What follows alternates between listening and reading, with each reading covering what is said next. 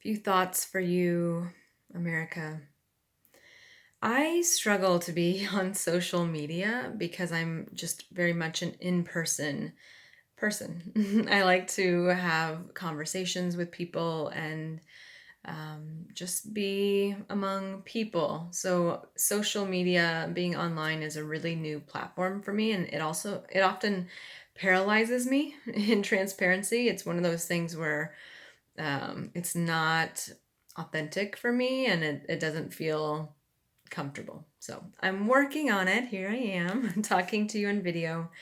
But over the weekend, we had several mass shootings, and even last week, we had another or two. The numbers keep rising, and it's hard to get on here and express myself in less than a minute so you guys will listen to me. So I often have a few videos that I speak about and then they end up being 10 minutes and I just erase them because you all aren't going to listen for 10 minutes.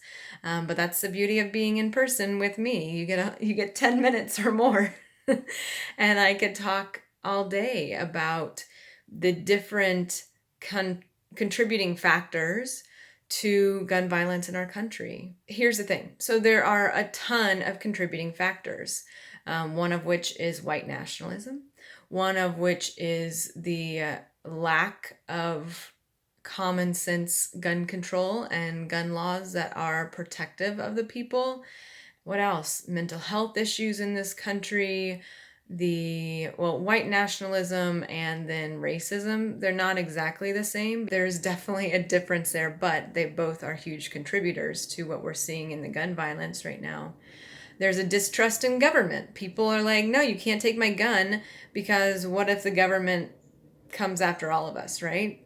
And I can't argue with that because our government sucks. It sucks right now. These are my thoughts about the gun violence. Why are we still having conversations about gun violence? Why aren't we doing something? Why is Congress not acting? If we say that it's a gun control problem, Congress must act to find some common sense gun control that supports and protects the people.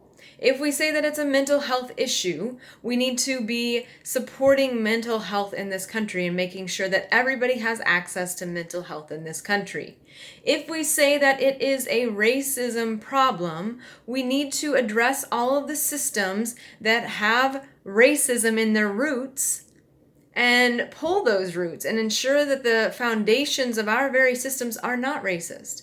If it is a white nationalism problem, and it is, we should be addressing white nationalism through the FBI. The way that they are holding foreign terrorists accountable, they need to be doing the same for domestic terrorism and taking it seriously. If it's anything else, right? Like there's a lot of things that can be happening, but what I don't see is any action.